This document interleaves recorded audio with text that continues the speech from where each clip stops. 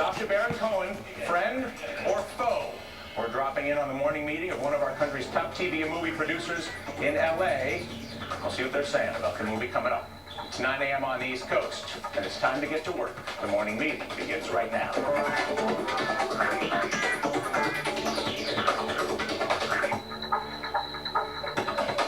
This is fun.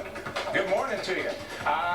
First up on the agenda today, of course, it's Judgment Day for Bernie Madoff. Less than an hour from right now, the once proud king of Wall Street arrives at a New York courtroom to find out whether, in fact, he'll spend the rest of his life in jail. His defense attorney simply arguing that he deserves a chance to get out alive. The prosecution says there will be no chance. We've got live pictures from the scene outside the courthouse. Of course, hundreds of his victims expected to pack the room. Hundreds more will watch the proceedings on TV in a separate room. Madoff's lawyer telling the judge that Bernie will be dead in about 13 years. We'll get into how they made that calculation in a bit. They argue that Madoff should only be sentenced to 12 years, so there's a chance he can get out with a year on the beach. The prosecution fired back, saying it'll be 150 if he's lucky. Investors who lost some $65 billion in his scheme likely agree with the prosecution. But the bigger issue for all of us is how this happened and whether it had to happen at all. A whistleblower started giving the Securities and Exchange Commission evidence against Madoff some 9 years ago. It amounted to little or nothing. How did it happen? And is this endemic of a bigger problem with regulation in general in our financial markets? Obviously it is. And why to this day is so little being done about it? We're breaking it down.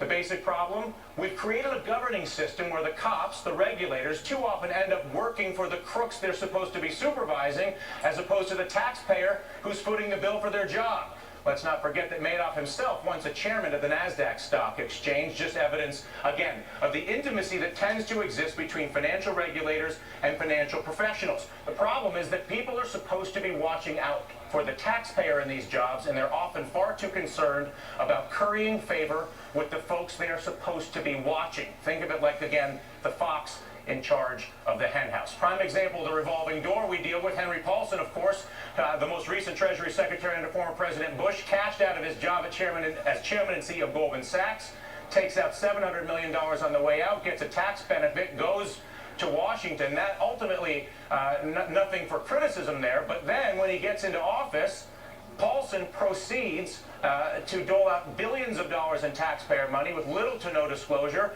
Meanwhile, there's little discussion of the fact that Henry Paulson was one of the biggest advocates of some of the most reckless lending rules that brought our banks down. In fact, it was some of his testimony that helped push the leverage limits in this country as high as they were. And the ultimate conclusion we reached in sort of trying to sort this one out is that there are few industries out there that have nearly as much in the way of lobbying money pushing into Washington, D.C.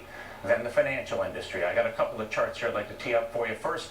But before we do that, let's look at some of the income disparities. The average salary of the SEC, $130,000 a year. Average salary of Goldman Sachs, $661,000 a year, which includes every secretary. So there's obviously some substantial differences in compensation between the SEC and Goldman. Makes you wonder, that doesn't make you wonder, it sort of tells you why it is that you have so many folks that are willing to turn a blind eye in hopes that they too might get one of those million-dollar jobs. And then last, let's take a look at the lobbying here. $456 million from the financial industry, nearly $500 million there going to D.C. Only healthcare sent more money last year. In fact, if you look at the chart here from '98 to this year, the finance, insurance, and real estate sector, the single biggest lobbyist for the government, $3.5 billion going from them to us. Joining us to talk about the cops and their love affair with the robbers, former Attorney General, former Governor of New York, ELLIOT Spitzer, Daphne Aviator, legal expert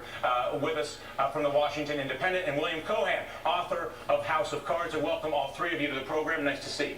Thank you. Congratulations on the show. Thank you very much. You like the new desk? This is great. It's I figured out how you do it. There's a lot. This thing has more fun toys in it. I tell you. We'll have a. But I'm not going to.